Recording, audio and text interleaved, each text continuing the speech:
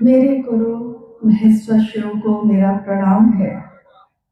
इस कालखंड के प्रथम शिव के शिष्य, हम सबों के परम आदरणीय वरेण्य गुरु भ्राता साहब श्री के चरणों में मेरा प्रणाम है।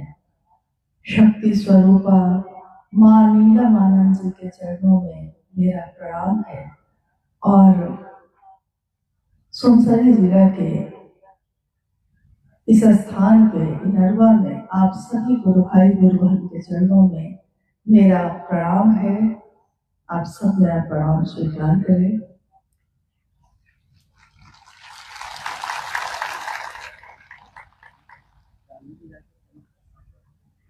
हाँ, प्रणाम का उत्तर ताली तो पहली बार सुने। भगवान पशुपति नाथ की धरती, नेपाल राष्ट्र, नेपाल देश, दुनिया में बहुत देश हैं। हर देश की अपनी संस्कृति, अपना तरीका है, लेकिन भारत और नेपाल ये दोनों एक ऐसे देश हैं जो दो होकर भी हमेशा एक ही हैं, कभी भी अलग नहीं दिखते हैं। इसीलिए भारत के लोग नेपाल और नेपाल के लोग भारत ऐसे आते जाते हैं जैसे कि अपने ही घर में यहां से वहां जा रहे हैं। इस धरती पे बहुत बार ऐसा हुआ कि शिव के शिष्य साहब भैरवानंद जी, माँ नीलम आनंद, उन दोनों का आगमन हुआ। और नेपाल देश में जब शिव गुरु चर्चा प्रारंभिक अवस्था में थी, यानी अपने बाल्यावस्था में थे, उस समय इस देश के गुरु भाई गुरु बहनों को माँ नीलम आनंद जी को देखने का, उनकी ममता को महसूस करने का और वरेण्य गुरु भ्राता साहब श्री के द्वारा दिखाए रास्ते पर चलने का मौका मिला। शिव की शिष्यता की इमारत आज बुलंद हो रही है और ज्यादा हो रही है। उसमें नींव के पत्थर के रूप में भारत से अगर गुरु भाई गुरु बहन है तो नेपाल के भी गुरु भाई गुरु बहन की भी उतनी ही भूमिका है। हम सबका सौभाग्य है कि अपने गुरु शिव की बात के लिए आपकी धरती पे आना हुआ, और ये भी सौभाग्य है कि आप सबों से भेंट करने का भी अवसर प्राप्त हुआ है।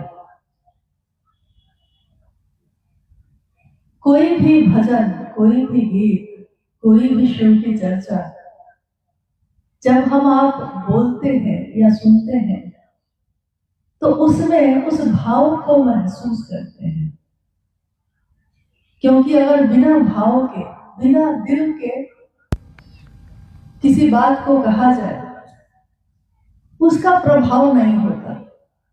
लेकिन उसी गीत को, उसी शिव की चर्चा को कोई उसमें अपने भाव को मिलाकर बात करता है, उस शिव चर्चा का, उस शिव गुरु भजन का बहुत प्रभाव है, बहुत परिणाम है। अभी तुरंत एक गुरु बहन, मुझको उनका नाम नहीं पता, जो गा रही थी, तो मुझको ये गीत सुनते हुए वो पल याद आया जब इस गीत के बोल पहली बार हम लोगों ने सुना। उपवन में, रांची में साहब बैठे थे और हम सब भी उनके आसपास बैठे थे। कटिहार के गुरु भाई आलोक जी ने कहा, एक गुरु भाई हैं हम लोग के, उन्होंने कहा साहब से कि मैंने कुछ गीत के बोल लिखे हैं। साहब ने कहा सुनाओ। तो उन्होंने कहा कि आपने जो कहा है आओ चले शिव की ओर, उसी पंक्ति को लेकर मैंने इस गीत को लिखा है। और पहली बार उस दिन इसके 5-6 पंक्ति हम लोगों ने सुनी। इसकी ये पंक्ति जो है कि हरिंद्र के दिल की आवाज है, ये आवाज किसकी है, किसके दिल की है? क्योंकि अगर मुख की आवाज होती तो थोड़ी दूर तक ही आवाज सुनाई देती है, उसके बाद नहीं। उसके बाद माइक लगा हो तो थोड़ी दूर तक कौन सुनाई देगा, फिर उसके बाद नहीं सुनाई देगा। लेकिन दिल की आवाज है ये, हरिंद्र के दिल की आवाज है ये, दूर तलक जाएगी। यानी दिल की आवाज का असर मीलों दूर बैठे आदमी पे भी उतना ही होता है जितना सामने रहने पे होता है। इसीलिए आज संसार में करोड़ों लोग ऐसे हैं जिन्होंने शिव को अपना गुरु माना है और शिव को गुरु मानकर उनका शिष्य होकर साहब गंगानंद जी और दीदी नीलम आनंद जी के सानिध्य को महसूस किया, प्राप्त किया। जब भी उनकी नैया भंवर में डोली है तो पतवार थामकर साहब और दीदी उसको किनारे तक पहुंचाने आए हैं। साहब ने कहा कि आपका शरीर अगर बीमार हो और आप डॉक्टर से दिखाने जाइए, डॉक्टर की सिर्फ ये जिम्मेदारी नहीं होती कि वो आपको दवा दे दे, डॉक्टर की जिम्मेदारी ये होती है कि वो बीमारी से आपको मुक्त करे। कोई मास्टर के पास पढ़ने जाता है, मास्टर की जिम्मेदारी सिर्फ इतनी नहीं होती कि जो सिलेबस में है उसको पढ़ा दिया और मामला खत्म हो गया। मास्टर की जिम्मेदारी ये भी होती है कि बच्चे को पढ़ाकर फर्स्ट डिवीजन से पास कराए, एक दिन उस बच्चे को कलेक्टर बनाए, यानी अपने से भी ऊपर करे। गुरु की जिम्मेदारी सिर्फ ये नहीं होती कि वो शिव से मिलवाने के लिए प्रेरित करे। गुरु की जिम्मेदारी ये होती है कि वो शिव तक यानी मंजिल तक हमको पहुंचा भी दे। तो अक्सर हम लोग जब साहब की बातों को सुनते हैं जिसमें उन्होंने कहा कि शिव को अपना गुरु बनाओ और इच्छा भाव, इच्छा यानी विचार, किसी चीज का विचार आना, विचार भाव प्रेम भक्ति, ये सारी चीजों की व्याख्या जो उन्होंने की, शिव के अनेक रूपों पे बात हुई, अनेक स्वरूप हैं उनके, हर रूप की अपनी अपनी बात है। दुनिया के लोगों ने महादेव को जितना जाना, जितना देख पाए, जितना समझ पाए, उतना ही उसके नाम से उनको पुकारा है। लेकिन जिस दिन साहब ने ये कहा कि मेरे गुरु शिव हैं, आपके भी हो सकते हैं, ये विचार किसी सामान्य आदमी का तो था नहीं, जो देखने में तो साधारण थे, देखने में तो सामान्य है, लेकिन जिनके विचार में इतनी ताकत है कि उसने आपके मेरे जैसे असंख्य लोगों के जीवन की दशा और दिशा दोनों बदल दी। साहब ने कहा कि मैं नहीं जानता शिव के बिना इस दुनिया की दशा और दिशा कैसी होगी, परंतु मैं ये जानता हूं कि शिव के साथ ये मानवता सबल होगी, सुदृढ़ होगी और सुंदर होगी, शिवमय होगी, ये मैं जानता हूं। तो शिव के बिना की दुनिया में जब वो रहे ही नहीं तो उनको क्या मालूम, लेकिन शिव के साथ दुनिया कैसी होती है ये उनको मालूम है। यही उन्होंने हमको आपको कहा। इंसान इच्छा करता है बहुत चीजों की, विचार करता है बहुत चीजों की। आज ये विचार किया है, 2 मिनट के बाद दूसरा विचार आ गया तो पहला विचार टूट गया।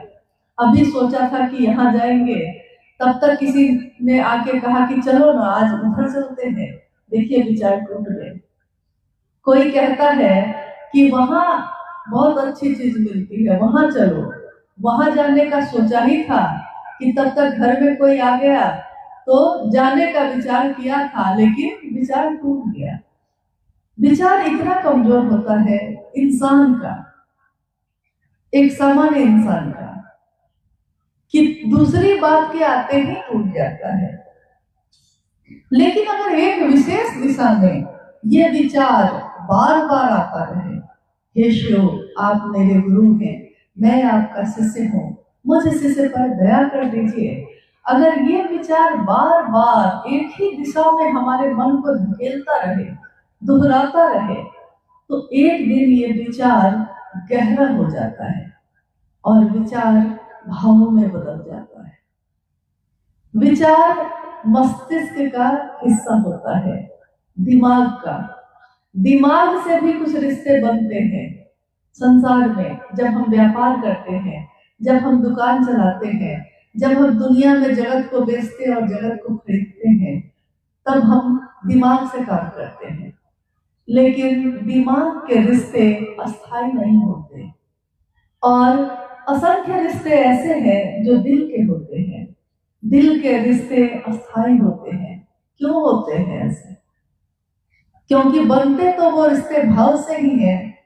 माँ का बच्चे के लिए भाव, माँ का भाव और उसके पुत्र का भाव, भाई का भाई के लिए भाव, बहन का बहन के लिए, दोस्त का दोस्त के लिए, दुश्मन का दुश्मन के लिए। भाव पे रिश्ते बनते हैं। रिश्ते जब भी बनेंगे तो भाव पे ही बनेंगे और भाव में भी लेकिन टूटने की आशंका रहती है। भाव के रिश्ते भी टूट सकते हैं और ऐसा हमारे आपके बीच होता है। कितनी बार ऐसा हुआ है?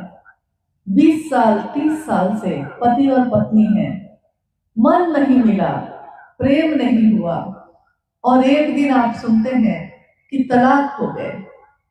शरीर से इतना नजदीक रह के भी मन नहीं मिला तो तलाक हो गए। भाई और भाई एक ही माँ के गर्भ से पैदा हुए, साथ ही बचपन बीता, थोड़ा बड़े हुए हैं।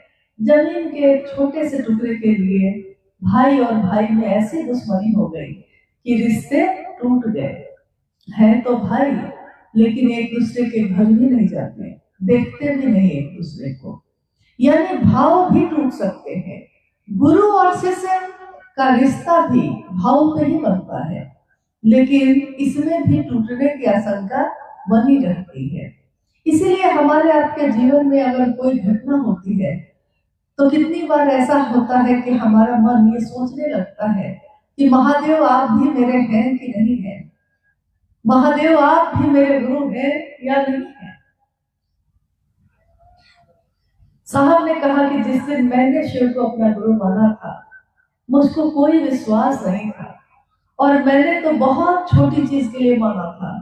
आप तो फिर भी कम से कम जगत में कुछ काम लायक चीज है उसके लिए मानते हैं। आप महादेव की पूजा करते हैं, संतान मांगते हैं, नौकरी मांगते हैं, संपत्ति मांगते हैं, लेकिन मैंने तो ये चीजें भी नहीं मांगी कभी।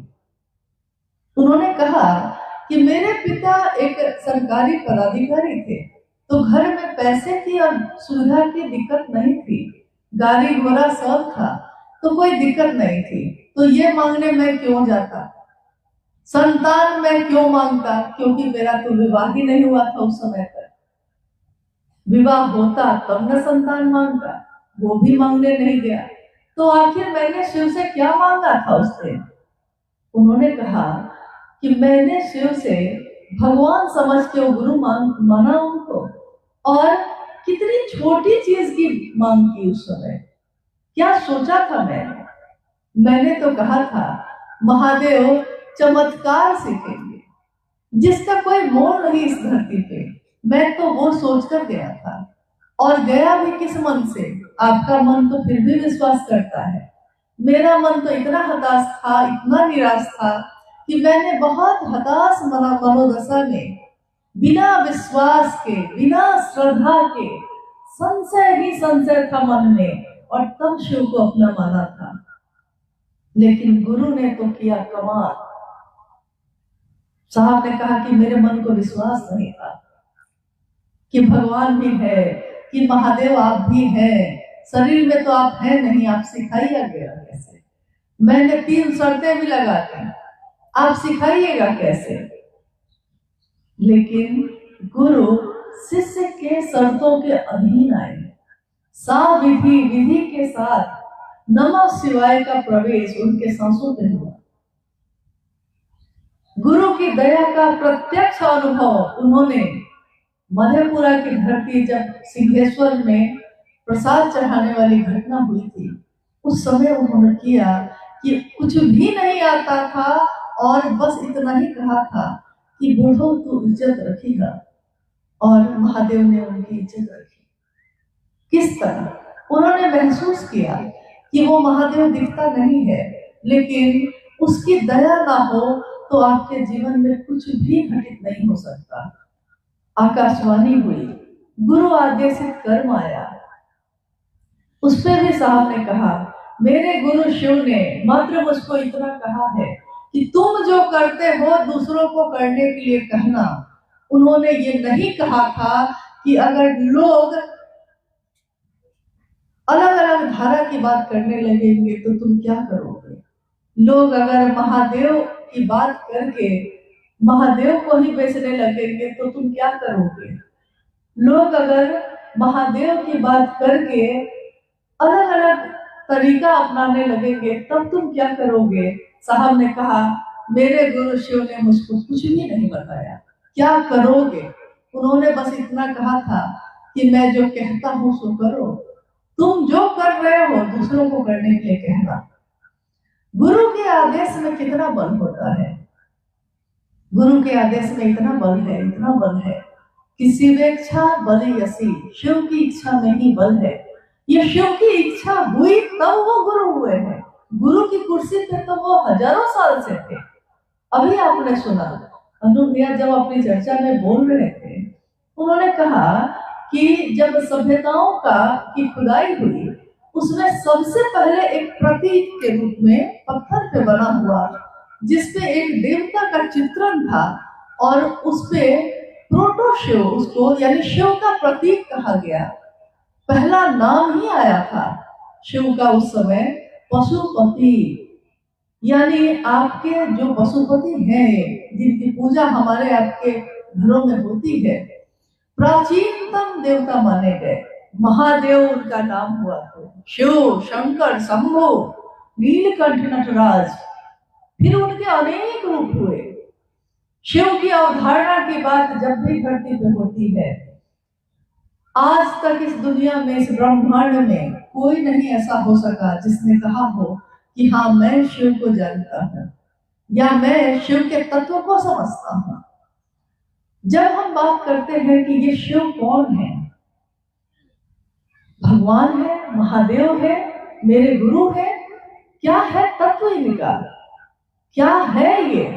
जब भी हम जानने की कोशिश करते हैं तो हमारे हाथ खंड में कुछ चीजें आती हैं, लेकिन संपूर्ण महादेव का तत्व नहीं आता। इसकी व्याख्या साहब श्री ने की कि एक रास्ते पे तीन अंधे, आंखों से अंधे तीन व्यक्ति एक रास्ते पे चल रहे थे। सामने से हाथी आ रहा था और तीनों आपस में बात कर रहे हैं कि कोई कह रहा है कि हाथी आ रहा है सामने से। उन लोगों ने कहा कि मेरी आंखें तो है नहीं, मुझको कैसे पता चलेगा कि हाथी कैसा है। तो तीनों ने विचार किया कि हाथी को पकड़कर स्पर्श से छूकर समझ जाएंगे कि कैसा है। हाथी जब नजदीक आया तो एक ने उसके सूंड को पकड़ा, एक ने उसके पांव को पकड़ा, एक ने उसके कान को पकड़ा। लोगों ने पूछा, पास खड़े लोगों ने उन तीनों से पूछा हाथी कैसा है। एक ने कहा कि हाथी खंभे जैसा है, यानी पांव पकड़ा था, पांव का आकार खंभे जैसा था। उसने कहा हाथी खंभा जैसा है। दूसरे ने कहा कि हाथी कैसा है, तो दूसरे ने कहा कि हाथी जो है पंखे जैसा है, यानी कान को पकड़ा तो वो कैसा था, पंखा की तरह। तीसरे ने कहा कि हाथी लचीला है, अंदर से खोखला है, यानी कि उसने सूंड को पकड़ा और ये घूमता भी है, सूंड को पकड़ा। तीनों झूठ नहीं बोल रहे थे, तीनों ने हाथी के बारे में सच कहा, लेकिन पूरा का पूरा सच नहीं जाने। क्योंकि पूरा का पूरा हाथी को वो देख ही नहीं पाए, छू ही नहीं पाए। शिव की अवधारणा कैसी है, शिव कैसे हैं? तो साहब ने कहा कि धरती के लोगों ने जिस मनोदशा में शिव को अपना माना या उनके नजदीक हुए, उन्होंने शिव की व्याख्या वैसे ही कर दी। किसी ने देखा कि अरे ये तो काल का भी काल है, काल भी किससे डरता है? काल एक ऐसी चीज है जो किसी से नहीं डरता, लेकिन एक सत्ता ऐसी है जिससे काल भी डरता है। तो उस सत्ता को नाम दिया महाकाल, यानी जो काल को भी नियंत्रित करता है। काल भी जिसके आगे झुक के शिव शिवम शिव शिवम हंसता है, उसने शिव के उस स्वरूप को देखा। किसी ने कहा कि जीवन और मृत्यु के चक्र से कौन निकाल सकता है हमको? तो उस रूप से ढूंढा, महामृत्युंजय नाम दिया, यानी मृत्यु को भी जो जीत सकता है, मृत्यु और जन्म के चक्र से जो मुक्त कर सकता है, महामृत्युंजय। कहानी आई कि जब समुद्र मंथन हुआ और कालकूट विष सामने आया, देवता भी भागने लगे, राक्षस भी भागने लगे, चारों तरफ जहर ही जहर फैल गया। तो सारे लोग दौड़कर भागकर किसके शरण में गए? तो शिव के शरण में गए। और शिव ने उस कालकुट विष को अपने हथेलियों में लिया और पी लिया, कंठ पे ही आके रुक गया। कहानी है, कंठ पे आके रुक गया तो उनका नाम पड़ा, इस कथा के माध्यम से उनका नाम पड़ा नीलकंठ। किसी ने कहा हरि है वो, यानी हर लेते हैं दुख को। जो उनको प्रेम करता है वो उनको दुख नहीं बताता, लेकिन हरि के रूप में वो हर लेते हैं, चुरा लेते हैं उसके दुख को। तो हरिहर भी कहा, यानी जिसने जैसा चाहा, कोई तंत्र के माध्यम से गया, कोई मंत्र के माध्यम से गया, आपने जागा जागा महादेव जो जागरण भजन सुना होगा, मां नीलम आनंद जी के द्वारा लिखित, जो ज्यादातर चर्चा स्थलों पे हर भोला के बाद जागरण भजन हम गाते हैं, उसमें ये पंक्तियां उन्होंने लिखी हैं। तंत्र दाता गुरुदेव, मंत्र दाता गुरुदेव, मेरे गुरु महादेव, देवों के देव मेरे गुरु महादेव, अवघरेश्वर महादेव हो, योगेश्वर महादेव, परमेश्वर महादेव, यानी कि जगत के गुरु भी महादेव, सब कुछ क्या है तो महादेव है। अब इस काल खंड में शिव का जगत गुरु स्वरूप व्यापक होने लगा। ये किसके द्वारा हुआ? क्योंकि और सारे स्वरूप तो प्रसिद्ध थे, प्रसिद्धि में है। महाकाल का मंदिर है उज्जैन में, पूरी दुनिया के लोग वहां जाते हैं। वैद्यनाथ के रूप में देवघर में है, वहां भी दुनिया के लोग जाते हैं, वैद्यों के भी जो वैद्य हैं।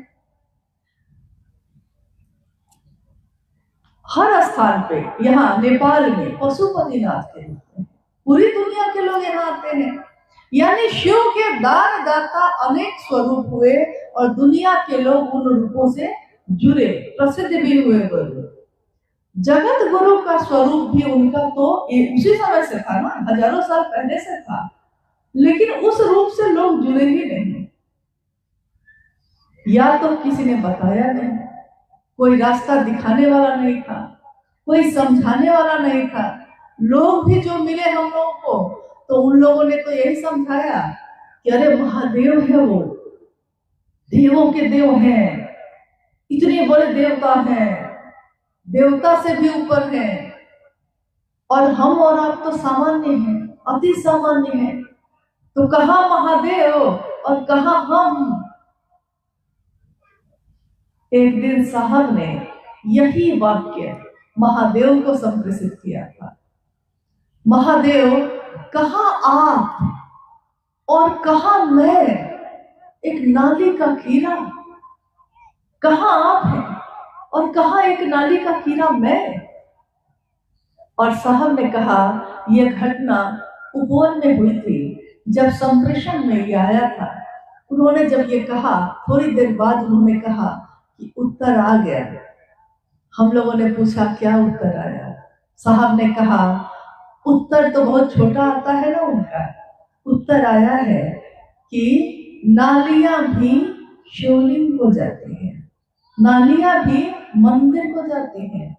और उन्होंने साहब ने कहा कि कितनी अद्भुत बात है कि अगर मंदिर में भगवान है, महादेव है, तो मंदिर को बंद करने का और खोलने का समय है। यानी इंसान अगर दरवाजे से जाता है तो समय है, सुबह से लेके 12 बजे तक, 4 बजे से लेके 8 बजे तक। लेकिन अगर नालियां जा रही हैं अंदर, शिवलिंग पे जो चढ़ता है और नालियों से निकलता है, नालियों के बंद होने और खोलने का कोई समय नहीं है, यानी वो 24 घंटे खुली हुई है। और अगर हम ये समझते हैं कि हम नाली के कीड़े ही हैं, तो ये नालियां तो सीधे मंदिर को जाती हैं। यानी शिव का शिष्य चाहे जिस भी अवस्था में हो, किसी भी अवचेतन अवस्था उसकी गहरे से गहरे अंधेरे में हो, चेतना उसकी गहरे अंधेरे में हो, लेकिन उस स्थिति में भी जब चाहे अपने शिव से मिल सकता है। उसके लिए कोई दरवाजा नहीं है। सीधे नालियां कहाँ जा रही हैं? तो महादेव के पास ही जा रही हैं। साहब की व्याख्या महादेव के लिए, इस रास्ते पे चलने वालों के लिए कितनी अद्भुत है और कितनी सरल है। क्योंकि बड़ी बड़ी बातें लोग हम लोगों से कहते रहे, हम नहीं समझ सके। बड़ी बड़ी बातें, संस्कृत के श्लोक, बड़े बड़े ग्रंथ, शिव के अनेक रूप, कर्म कांड, रुद्राभिषेक, इतनी भारी और बड़ी चीजें कि हमारे आपके जैसे लोगों से तो ये संभव ही नहीं हो रहा था। और साहब ने कहा आप जगत के गुरु हैं, तो जगत का एक एक व्यक्ति आपका शिष्य हो सकता है। और चले थे वो महादेव की तरफ अकेले। उन्होंने तो शिव को अपना गुरु माना था और शिव की तरफ चल रहे थे। मात्र नीलम आनंद जी को, अपनी धर्मपत्नी माँ नीलम आनंद जी को उन्होंने ये कहा था, बाकी किसी से उन्होंने ये बात नहीं कही। लेकिन महादेव का जब संदेश आया तो महादेव ने उनको जगत की तरफ ही भेज दिया। महादेव ने कहा जो तुम करते हो सिर्फ उतने से काम नहीं चलेगा, दूसरों को भी करने के लिए कहो। अब धरती के लोगों को ये संदेश देने में उन्होंने कोई भेद नहीं किया। उन्होंने कहा शिव को गुरु बनाने के लिए प्रेरित करने में लोगों की आज भीड़ हो गई, लाखों करोड़ों की संख्या में लोग हो गए और भी अरबों में जाएंगे। लेकिन इस काम को करने में शिव के शिष्य हरिंदरानंद साहब ने कहा मेरी कोई न तो लोकेशना थी इसके पीछे, न तो वित्तेषणा थी। अर्थ, धर्म, मोक्ष काम, ये 4 ही तरीके के काम होते हैं धरती पे, जिसके लिए कोई भी कोई काम करता है। लेकिन मेरे मन में तो ऐसी कोई भावना नहीं थी। मैंने शिव के लिए ये काम किया, मेरे गुरु ने कहा इसलिए इस काम को किया। इस काम को करने में शिव मंजिल है और उस मंजिल तक पहुंचने में उन्होंने 3 सूत्रों का निरूपण किया। हम आप सब जानते हैं, सालों से हम लोग इस 3 सूत्र को कर रहे हैं। मन ही मन अपने गुरु शिव से ये कहना कि हे शिव आप मेरे गुरु हैं, मैं आपका शिष्य हूँ, मुझ शिष्य पर दया कर दीजिए। मन ही मन बार बार ये कहना याचना की अभिव्यक्ति है, भक्ति की अभिव्यक्ति है। यानी एक भक्त बार बार झुकता है प्रेम और समर्पण में और ये पुकारता है, कहता है। दूसरे सूत्र में उन्होंने कहा कि शिव की चर्चा करनी है। लेकिन शिव की चर्चा इस शब्द का प्रचलन हजारों साल में कभी किसी ने नहीं किया। शिव की कथा का प्रचलन था, राम की कथा, कृष्ण की कथा, शिव की कथा, शिव पुराण की कथा। लेकिन शिव की चर्चा, ये शब्द जो है इसका प्रचलन पहली बार इस कालखंड में अगर किसी ने किया है तो शिव से साहब हरिंद्रानंद जी ने किया। 3 सूत्रों में यानी ईश्वर से कृपा मांगने का प्रचलन था। ईश्वर कृपा करेंगे तब ना, कृपा में कर्म छिपा है, यानी कृपा पाने के लिए कर्म करना पड़ता है, कुछ करेंगे तो पाएंगे। लेकिन साहब हरिंद्रानंद जी ने कहा यहाँ करने जैसा कुछ भी नहीं है, यहाँ झुकने की जगह है। ये वो दर है जहां सर भेंट चढ़ाए जाते हैं, सदियों से सताए लोग यहाँ सीने से लगाए जाते हैं। ये महादेव का दर है, यहाँ झुकने की विधा है। अकर और अहंकार जैसा कुछ भी नहीं है, करने जैसा कुछ भी नहीं है। मखमल की तरह मुलायम होने की विधा है शिव के शिष्यदार। और इसके लिए उन्होंने ये जो सूत्र दिए, तो दूसरे सूत्र में शिव की बात दूसरों से करनी है, लेकिन इसके पीछे मनसा एक ही होनी चाहिए कि कोई दूसरा महादेव के तरफ थोड़ा सा चल सके, उसका मन झुक सके महादेव के लिए। इतना अगर हो जाए, दिल से की हुई शिव की चर्चा का प्रभाव होता है, इतना हो जाए तो आप समझिए कि आपने अपने गुरु के लिए कुछ कृतज्ञता, कुछ एहसान चुकाने का काम किया है। एहसान चुकाया तो नहीं जा सकता, कर्ज चुकाए जाते हैं, लेकिन आपने कभी सुना है कि एहसान चुकाया जा सकता है? किसी से कर्जा ले लिए हैं तो एक दिन चुका दीजिएगा, सामान उधार ले लिए हैं चुका दीजिएगा, पैसा उधार लिया है चुका दीजिएगा। लेकिन किसी ने एहसान कर दिया है, किसी ने आपके ऊपर एहसान कर दिया है, मदद कर दी है आपकी, आप लाख मदद करके भी उसके एहसान को चुका नहीं सकते।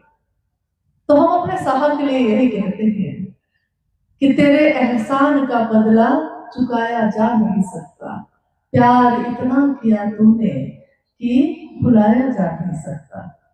महादेव से प्यार करने की ये विधा जो उन्होंने दी है, आज घर घर में इसका प्रचलन है। हर वो व्यक्ति जो मौन था, चुप था, अपने घरों में बंद था, बाहर निकलता है, अपने गुरु की बात करता है, शिव की चर्चा करता है और उन्मुक्त ढंग से करता है, बिना किसी दबाव के, बिना किसी वर्जना के, बिना किसी डर के, निर्भय होकर मुझको जैसा आता है मैं अपने गुरु शिव के लिए वैसा करूंगा, ये सोच कर करता है।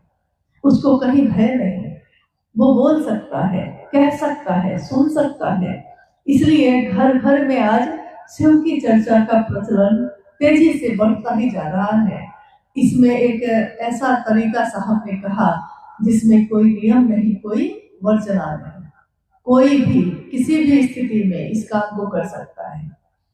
तीसरा सूत्र जिसमें उन्होंने शिव को नमन करने के लिए कहा, यानी शिव को प्रणाम करने के लिए कहा। नमः शिवाय मंत्र का सहारा लेकर भी आप कर सकते हैं, लेकिन मुख्य बात यह है कि शिव को प्रणाम करना है। और मन ही न प्रणाम करेगा किसी को, तो शिव को प्रणाम हो सके इसके लिए मन को थोड़ा शिव की तरफ ले जाइए। जैसा भी ध्यान आता है, जितनी देर भी ध्यान टिकता है, उतना ही भर शिव को प्रणाम करने का, अपने गुरु को प्रणाम करने का प्रयास करिए। ये तीनों सूत्र आप में से मुझको लगता है कि बहुत ऐसे गुरु भाई गुरुवान होंगे जो सालों साल से इस रास्ते पे चल रहे हैं। एक जिज्ञासा है मेरी कि जब भी आपने ये तीनों सूत्र किया है, आपने सुना है कि साहब ने कहा कि शिव शिष्य बनने में सहायक है, यही सुना होगा। तीनों सूत्र सहायक क्रिया है, यानी मदद करता है। तो मुख्य बात क्या है? जैसे कोई डॉक्टर है, कोई उस डॉक्टर को काम करने में मदद करता है, तो हम कहते हैं कि ये डॉक्टर साहब के सहायक हैं। मास्टर साहब हैं, हेडमास्टर हैं, और उनकी मदद के लिए कोई स्कूल में है, तो हम क्या कहते हैं कि ये सहायक अध्यापक हैं। यानी मूल काम एक होता है, उस मूल काम की पूर्ति के लिए सहायक क्रियाएं की जाती हैं। तो क्या कभी हम सभी गुरु भाई गुरु बहनों ने ये सोचा है कि अगर तीनों सूत्र सहायक क्रिया है तो मुख्य क्या है इसमें? किस काम को करने के लिए इन तीनों सूत्रों का सहारा हम लोग लेते हैं? क्योंकि एक दिन हम लोगों ने ये जिज्ञासा साहब के पास सन 2019 में एक शाम शिव की चर्चा चल रही थी और उसी क्रम में ये बात आने लगी कि जिज्ञासा ये हुई कि तीनों सूत्र सहायक क्रिया है तो किस काम की पूर्ति के लिए? और साहब ने कहा, शिष्यानुभूति नहीं पढ़ते हैं क्या आप लोग? तो शिष्यानुभूति तो पढ़ते थे हम लोग। तो उन्होंने कहा कि शिष्यानुभूति को फिर से पढ़ के कल आइएगा। इस प्रश्न का उत्तर उसी में लिखा है। शिव की शिष्यता में एक ही चीज है, अनिवार्य। बाकी कुछ भी अनिवार्य नहीं कहा गया। कोई नियम नहीं, कोई वर्जना नहीं, कोई बंधन नहीं। आप जैसे हैं जो हैं अपना करिए महादेव की बात। लेकिन एक चीज है उसमें, एक पंक्ति है उसमें, अनिवार्य। उसके साथ लिखा हुआ है, अनिवार्य का अर्थ होता है ये होना ही चाहिए, इसके बिना काम नहीं चलेगा। आप में से कोई गुरु भाई गुरु बहन ऐसे हैं जो बता सकते हैं क्या शिष्यानुभूति अभी भी पढ़ते हैं या छोड़ दिए हैं सब कोई? देखिए, हाँ चलिए, कुछ सजग गुरु भाई गुरु बहन तो हैं जिन्होंने ध्यान से पढ़ा है साहब की बातों को।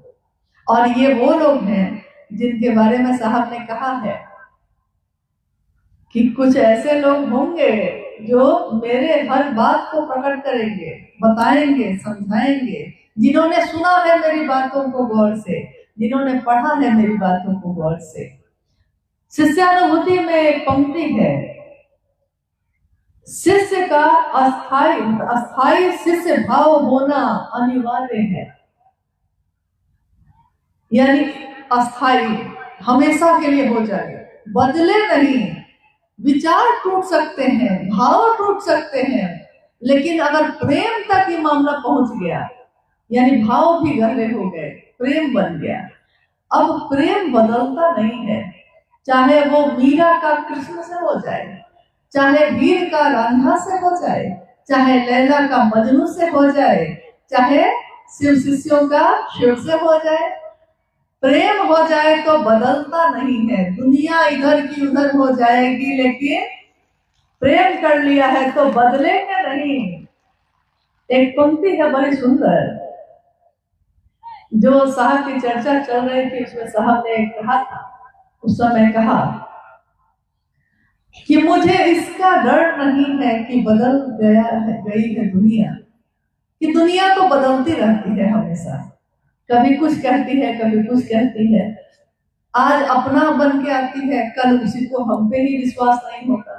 तो दुनिया तो बदलती रहती है, मौसम भी बदलने में थोड़ा समय लेता है, लेकिन आदमी तो उससे भी तेजी से बदलता है, क्षण में बदल जाता है, पल में बदल जाता है। तो उन्होंने कहा कि मुझे इसका डर नहीं है कि बदल रही है दुनिया, मेरी जिंदगी है तुमसे, शिव के शिष्यों से ही मेरी जिंदगी है। उन्होंने कहा कि मेरी जिंदगी है तुमसे, कहीं तुम बदल न जाना। तो प्रेम में आ गए हैं तो बदलिएगा मत, क्योंकि प्रेम बदलता नहीं है। सूली पे चढ़ा दिया तो कहा मंसूर ने, खुदा से प्रेम था। राजा ने कहा मुझको खुदा कहो, उसने कहा नहीं, और उसको फांसी पे चढ़ा दिया गया। चढ़ा वो सूली पर, सूली मतलब जिस पे फांसी दी जाती है। सारे लोग सामने खड़े थे और उसने कहा उससे कि चढ़ के सूली पे मंसूर बोला, इश्क है ये, तमाशा नहीं है। इश्क, मोहब्बत, प्रेम महादेव से हो जाए तो क्या नहीं हो सकता। जो कहा साहब ने, अगर आपकी आंखें महादेव के लिए रो सकती हैं, महादेव के काम के लिए आप बेचैन होते हैं, रोते हैं। ये धरती अपनी जगह छोड़ सकती है, ये आसमान अपनी जगह से हिल जाता है, अगर आप महादेव के लिए रोते हैं तब। और ये बड़ा मुश्किल है, लेकिन असंभव नहीं। जिस रास्ते पे चलना उन्होंने सिखाया है, उस रास्ते पे चल के ये प्रेम, ये भक्ति, ये शिव के लिए शिष्य का भाव हमारे मन में जगता है। और ये जागरण है, शिव के शिष्य का जागरण है, व्यक्ति के मानसिक और आध्यात्मिक तल का। ये क्रांति नहीं है, ये आंदोलन नहीं है, ये हंगामा खड़ा करने की विधि नहीं है, ये तो जागरण है। एक एक व्यक्ति के मन में शिव जाग जाए, इसका आज इस शिव गुरु महोत्सव का आयोजित करने का उद्देश्य भी यही है। यहाँ के गुरु भाई गुरु बहनों ने अथक परिश्रम करके इस कार्यक्रम का आयोजन किया है। कार्यक्रम तो एक दिन का होता है, 4-5 घंटे का होता है, लेकिन उस कार्यक्रम में शामिल होने वाले लोग, उस कार्यक्रम की व्यवस्था करने वाले लोग महीनों से इस काम में लगे रहते हैं। क्या सारे के सारे लोग इसलिए लगे रहते हैं कि उनको पैसा कमाना है, सम्मान कमाना है, भीड़ जमा करनी है? नहीं। शिव शिष्यों की असंख्य भीड़ में ज्यादातर गुरु भाई गुरु बहन इस मनसा से कोई भी आयोजन करते हैं कि मेरे गुरु शिव की स्थापना हो, जागरण हो, नई चेतना जगे लोगों में, शिव के लिए आवेश पैदा हो, शिव की तरफ हमारा मन झुके चले। आज भी इसीलिए शिव शिष्यता इतनी व्यापक है, क्योंकि हम में से सारे शिव, जो भी शिव के शिष्य हैं, क्योंकि लक्षण बताते हैं, लक्षण बता देते हैं कि ये कहता तो है कि गुरु भाई है, गुरु बहन है, लेकिन इसके लक्षण क्या है? लक्षण बता देता है किस मनसा से वो महादेव का काम कर रहा है। अगर वो अपने शिव के लिए कर रहा है तो उसको किसी बात का भय नहीं। कोई उसको चाहेगा ना चाहेगा, कोई मानेगा ना मानेगा, उसको किसी बात का भय नहीं। वो तो बस इस रास्ते पे चल रहा है और लोगों को प्रेरित करने की कोशिश कर रहा है, जितना भर उसका सामर्थ्य है, जितना ही है। निर्बल है हमारा अपना निर्बल है, हमारे गुरु तो नहीं, क्योंकि काल को भी जिससे डर लगता है वो है मेरा आपका गुरु, तो वो निर्बल नहीं है। उससे बड़ा सामर्थ्यवान कोई दूसरा नहीं, उससे बड़ी शक्ति, परम शक्ति, परम सत्ता, उससे बड़ी कोई भी नहीं। हमने उसको अपना गुरु माना है। और आइए इस महोत्सव के गुरु मंच पे अगर कुछ जिज्ञासा आई है, जिज्ञासा वो होती है जो सचमुच आपके मन में पैदा हो, क्योंकि देखा देखी में तो हम लोग बहुत कुछ पूछ देते हैं। गुरु के मंच पे गुरु की बात होती है, शिव शिष्यता की बात होती है, महादेव और साहबेदी की बात होती है। इसके अलावा इस गुरु मंच पे हम लोग कोई तीसरी बात नहीं करते। तो जिज्ञासा भी वैसी होनी चाहिए जिससे हमारा मन जो भ्रम में पड़ा है उस भ्रम से निकलकर शिव के तरफ शिवगामी हो, तीव्रगामी हो और तेजी से बढ़े। आइए हम लोग कुछ जिज्ञासाओं पे भी बात करते हैं।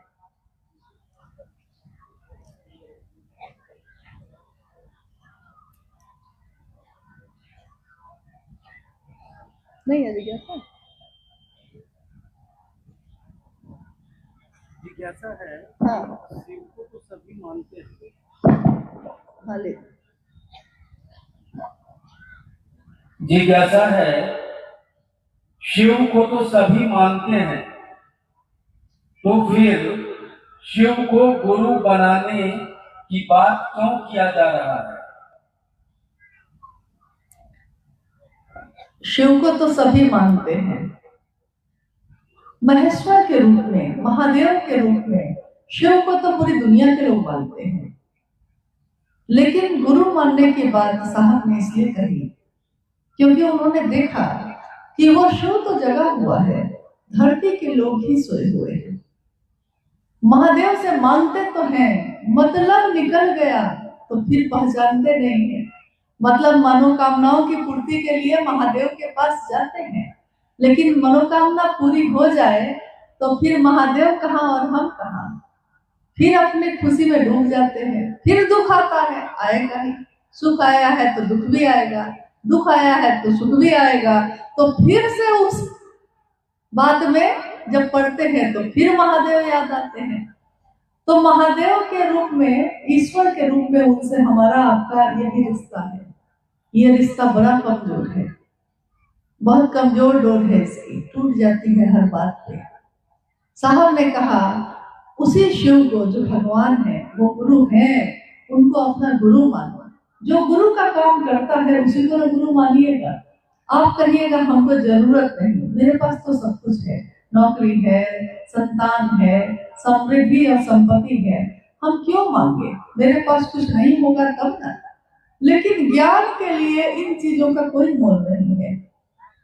गुरुकुल परंपरा जब जब चली है, चाहे वो राजा का बेटा हो, चाहे वो किसान का बेटा हो, दोनों को गुरु के पास एक जैसी अवस्था में ही जाना पड़ता है। ज्ञान के लिए गुरुमुख होना पड़ता है, यानी अपने मन को उन्मुख करना पड़ता है गुरु की तरफ। और जब तक संपत्ति या और चीजें हम मांगते हैं, महादेव भगवान के रूप में वो सारी चीजें दे सकते हैं। ज्ञान एक ऐसी चीज है कि अगर हम शिष्य बन के नहीं जाएंगे तो वो शिव भी, जगत गुरु शिव है, लेकिन वो शिव भी ज्ञान नहीं दे सकेंगे। ज्ञान के लिए शिष्य बन के ही जाना पड़ता है। ये एक ऐसा रिश्ता है, आप कहिएगा मुझको ज्ञान की जरूरत ही नहीं। जीवन जीने की कला गुरु सिखाते हैं, और ज्ञान ना हो तो ज्ञान के अभाव में शक्ति धारित करने वाले को ही वो शक्ति खत्म कर देती है, उसका विध्वंस कर देती है। ऐसे बहुत दृष्टांत हैं, बहुत कहानियां, बहुत घटनाएं हैं। मोटरसाइकिल में ताकत है, उसको चलाने का ज्ञान अगर नहीं हो, ज्ञान तो आपको जीवन के हर पल में, हर क्षण में चाहिए। इंसान के बच्चे को दूध पीने का भी ज्ञान देना पड़ता है। ये तुम्हारे चाचा हैं, ये तुम्हारे काका हैं, कोई सिखाता है, समझाता है, खाना ऐसे खाना चाहिए, कपड़ा ऐसे पहनना चाहिए, कोई ना कोई सिखाता है आपको। यानी ज्ञान की जरूरत तो आपके जीवन के पल प्रतिपल में है। इसलिए उन्होंने शिव को अपना गुरु बनाने की बात कही। वो होंगे सबके गुरु, लेकिन अगर मेरे नहीं होंगे तो मेरे किसी काम के नहीं। सबके जो होते हैं वो किसी एक के नहीं होते, उसकी परवाह नहीं करते हैं। इसलिए उसको अपना गुरु बनाने की बात उन्होंने कही है। हम शिव का शिष्य हो गए, कैसे समझेंगे? कृपया समझाने का प्रयास किया जाए। हम शिव के शिष्य हो गए, ये कैसे समझेंगे? ऐसे तो हंसी में लोग बहुत तरह की बात कह देते हैं कि हम पत्नी हो गए, हम कैसे समझे थे? हम किसी की बेटी हैं, ये हम कैसे समझते हैं? हम किसी की बहन हैं, हम कैसे समझते हैं? मेरा मन ही समझता है इस बात को। लेकिन शिव का शिष्य होने पे हम सोचते हैं कि हम शिष्य बने कि नहीं। इसके लिए गुरु और शिष्य, ये दोनों शब्द की परिभाषा समझनी होगी। शिष्य वो जो गुरु के आदेश अनुसार करने की क्षमता रखता हो, जो गुरु ने कहा है वही भर करेगा, उससे ज्यादा न कम। गुरु के अनुशासन में रहेगा, गुरु के आदेश में रहेगा। तो गुरु और शिष्य परंपरा में हम ये काम करते हैं। अब गुरु की दुनिया में शिष्य होता है और शिष्य की दुनिया में गुरु, इन दोनों की दुनिया में एक दूसरे के सिवा कोई नहीं होता। अब आइए कि हम कैसे समझेंगे कि हम शिष्य बने कि नहीं। इसके लिए साहब हरिनानंद जी ने एक बात कही। उन्होंने कहा कि आप अपने मन में ही इसका थर्मामीटर लगा सकते हैं। जैसे मेरे शरीर में बुखार कितना है, इसके लिए हम थर्मामीटर लगा के देखते हैं ना शरीर में कि बुखार कितना है, वैसे ही अपने मन में ये थर्मामीटर लगा लीजिए कि शिव के शिष्य हुए कि नहीं हुए। ये परवाह से पता चलता है।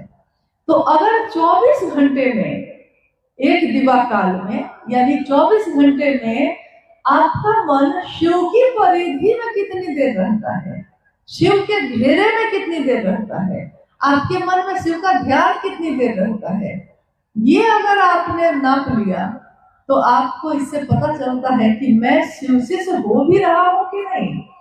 कि अगर मेरे मन में ये चल रहा है दिन रात कि उस गुरु भाई ने क्या किया, उसको वहां से हटाएंगे, उस गुरु बहनों को अपनी टीम में शामिल करेंगे, मैं उसका क्षेत्राधिकारी बन जाऊं, मेरा ये इलाका है, अगर आपके मन में ये सब चल रहा है 24 घंटे, तो शिव शिष्य होना तो दूर की बात है, अभी तो आप चले भी नहीं।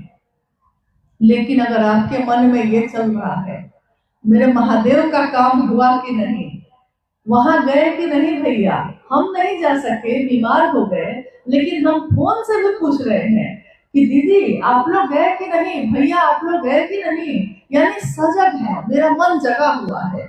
सुबह से ही मेरे मन को याद है कि 3 बजे हमको साप्ताहिक चर्चा में जानी है, लेकिन मेरे मन को याद सुबह से ही है। हम सुबह से लेकर 3 बजे तक काम कर रहे हैं, अपने घर का, अपने दुकान का, अपने खेत का, लेकिन मेरे मन में हर कुछ देर के बाद महादेव दस्तक दे रहे हैं। कितना बजा, कितना बजा, दुकान में कोई आया तो महादेव की बात, गए हैं कहीं तो महादेव की बात। अब महादेव इतना बोलते हैं, इतना बोलते हैं कि चुप ही नहीं होने देते हैं। जो मौन थे, चुप थे, उनके अंदर से महादेव बोल रहे हैं। और यही कहा साहब ने, वो शिव जो दिखता नहीं है, कण कण में है, लेकिन 1000 पांवों से वो शिव चलता है, 1000 आंखों से वो देखता है, 1000 मुख से वो बोलता है, और 1000 कानों से वो सुनता है। और ये हजारों हजार पांव किसके हैं? वो शिव के गणों के हैं, वो शिव के शिष्यों के हैं, जो अपने शिव के काम के लिए चल रहे हैं, जा रहे हैं, आ रहे हैं, जो अपने शिव के लिए बोलते हैं, जो अपने शिव की बात को सुनते हैं, और जो अपने शिव को ही हर व्यक्ति में देखते हैं। आपने देखा होगा साहब ने हमेशा आपके प्रणाम करने से पहले ही अपने हाथों को जोड़ा है, प्रणाम किया है। उन्होंने कहा कि मैं आपको प्रणाम नहीं कर रहा, आप समझते हैं कि अरे मुझको प्रणाम कर रहे हैं, मैं आपको नहीं, मैं आपके अंदर मेरे जो शिव है, मेरे जो गुरु है, मैं उनको प्रणाम करता हूँ। वो शिव का अंश है, तो उसको मेरा नमन है, मेरा प्रणाम है। यानी थर्मामीटर तो आपके पास है, आपके मन में ही है। आप अकेले बैठिए और खुद में सोचिए कि आपने अपने गुरु के काम के लिए कितना सोचा है, और आपने किसी का पैर खींचने के लिए कितना सोचा है। इसी पे पैमाना है, यही तो थर्मामीटर है। आपने किसी को बढ़ाने के लिए महादेव के काम में कितनी मदद की है, और आपने किसी को की समीक्षा करने में कितना समय बिताया है, किसी को बढ़ाने का सोचा है। इससे सुंदर बात नहीं हो सकती, क्योंकि शिव को चाहने वाला, उसके दिल का विस्तार पूरी दुनिया होती है। वसुधैव कुटुंबकम, यह पूरी दुनिया ही मेरी है, मेरे भाई है, मेरी बहन है। तो मेरा भाई चाहे अच्छा हो या बुरा, हम उसकी शिकायत दुनिया में नहीं करते। हम अपनों की अच्छाई दुनिया को बताते हैं, बुराई नहीं। और रही बात अपनों की, तो ये सारी दुनिया अपनी है, इसके पीछे मूल कारण तो शिव है ना। शिव अपने हैं तब ना दुनिया अपनी। महादेव मेरे ना होते तो क्या ये गुरु भाई गुरु बहन मेरे होते? और साहब ने अगर नहीं बताया होता, माँ दीदी नीलम आनंद जी ने पल्लवित पुष्पित नहीं किया होता, तो क्या शिव मेरे आपके गुरु होते? हम सभी शिव के शिष्य कृतज्ञ हैं, एहसानमंद हैं, झुके हैं अपने साहब और बेटी के लिए, और हर उस व्यक्ति के लिए जिसने अपने गुरु के काम में अपना योगदान दिया है, बढ़ा है, आगे बढ़ते जा रहे हैं। साहब हरिनानंद जी की वो पंक्ति आपने पढ़ी होगी या शायद उनसे कभी सुनी होगी। उन्होंने हमेशा कहा कि लोग प्रतिदिन मुझसे मिलने आते हैं, मन से भी मिलते हैं बहुत लोग। हर आदमी शरीर से नहीं आता, मन से ज्यादा लोग मिलते हैं। लेकिन मन से भी जो मिलते हैं वो ज्यादातर कौन लोग हैं जो मन में कोई ना कोई मनोकामना लेकर आए हैं, और उन्होंने इसी पंक्ति को लिखा कि मैं एक ऐसे पुराने कुएं की तरह हूं जिसमें जो आता है अपना अक्स, अपने मनोभाव और अपनी धारणाओं की वापसी पसंद करता है। साहब हरिनानंद जी कह रहे हैं कि मैं एक ऐसे पुराने कुएं की तरह हूं। कैसे पुराने कुएं की तरह?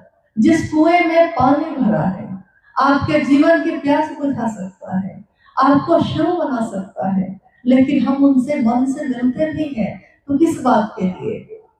कि साहब महादेव तो मेरे गुरु हैं, लेकिन मेरे बेटा को नौकरी हो जाती, साहब लोग हमको भी तो जानते हैं, साहब मेरे घर में ये हो जाता वो हो जाता। अपनी अपनी कामना, अपनी अपनी धारणा, अपने अपना अक्स, अपना चेहरा, यानी उस कुएं में झांकने वाले को क्या दिखाई देता है? अगर कुआं में पानी भरा है और आप उसमें झांक कर देखिए, आपको क्या दिखाई देगा? आपका अपना चेहरा। आप साहब का दर्शन नहीं करना चाहते, आप साहब के शिव के शिष्य के रूप का दर्शन नहीं करना चाहते, आप शिव के शिष्य के द्वारा उस शिव का दर्शन नहीं करना चाहते। हम जुड़े तो हैं, बोलते तो हैं, लेकिन हम चाहते वो है जो हम चाहते। हम वो नहीं चाहते जो साहब ने चाहा, हम वो नहीं चाहते जो शिव ने चाहा। तो साहब हरिनानंद जी ने कहा कि जो आता है वो याद रखना चाहिए उसको कि लौटती उसकी परछाई ही है, लौटता उसका अक्स ही है, उसी का चेहरा उसको दिखाई देता है। वो जो आवाज लगाता है उस कुएं में, वही आवाज लौट कर उसके पास जाती है। कोई शिव की आवाज लगाएगा तो शिव ही लौट कर आएंगे, और कोई कामनाओं की आवाज लगाएगा तो उसको वो मिलेगी, लेकिन बस उतना ही भर। हमारी आपकी कामना कितनी? गोरी तेरा आंचल कितना है? हमारे आपकी मनोकामना कितनी?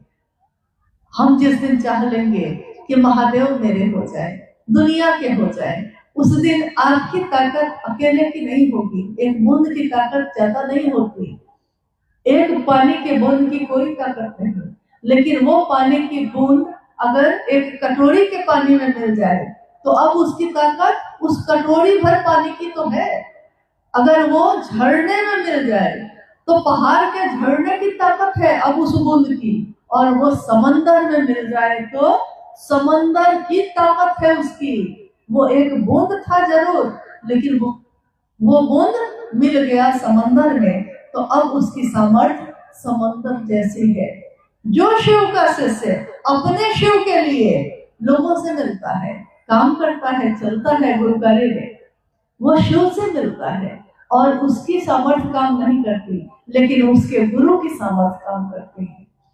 इसलिए आइए हम सब ने जो आज सुना जाना, जितना भर जाना, जितना भर सुना, अपने जीवन में आत्मसात करें। अपने साहब और दीदी की बातों को गौर से सुने, उन्होंने क्या कहा है, उन्होंने क्या चाहा है। जितना आप उनकी बातों को जो उन्होंने लिख दिया है, जो उन्होंने बोला है, जितना सुनेंगे, जितना पढ़ेंगे, उतना हमारा मन हर भ्रम से मुक्त हो जाएगा और निर्बाध गति से शिव की तरफ चलता चला जाएगा, क्योंकि उस रास्ते के लिए चलने के लिए साहब स्वयं खड़े हैं, लेकर चल रहे हैं। हमारे आपके घरों में एक कहावत है जो शायद आपने भी सुनी होगी, क्योंकि सीमांचल पे भारत और नेपाल में एक ही कहावत चलती है। कहावत यह है कि लाद द लदवा द और घरे तक पहुंचा द। सुना है आपने?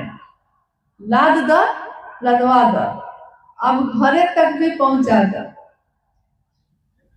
एक बार साहब से हम लोगों ने कहा, साहब ने कहा कि मैंने कहा कि शिव को अपना गुरु बनाओ, तो लोगों ने शिव को अपना गुरु बनाया। मैंने कहा कि 3 सूत्र करने से तुम्हारा मन शिव की तरफ अस्थायी भाव से भरेगा, तो लोगों ने 3 सूत्र भी किए। मतलब मैंने कहा लादा लदवादा, मतलब अब 3 सूत्र हमसे नहीं होता है साहब। तो मैंने कहा, साहब ने कहा कि मैंने कहा कि चलो महादेव से दया मांगो, उनकी दया होगी तो होने नहीं, यानी लदवा वेदम। अब हम लोगों को ये सब मिल भी गया, तब भी हम कहते हैं कि साहब हम महादेव तक जा ही नहीं पा रहे हैं, बाधा ही बाधा है, कष्ट ही कष्ट है, जंजीर ही जंजीर है। तो लाद दा लदवा दा, और अब कहते हैं कि घरे तक यानी महादेव तक भी पहुंचा दा। तो साहब कहते हैं कि तब चलो, आओ चले शिव की ओर, यानी मेरे साथ चलो। चलो घर तक भी पहुंचा ही देते हैं, रास्ते में साथ छोड़ने के लिए उन्होंने साथ नहीं लिया है, उन्होंने साथ लिया है मंजिल तक पहुंचाने के लिए। तो हम सभी शिव के से हैं और अपने गुरु के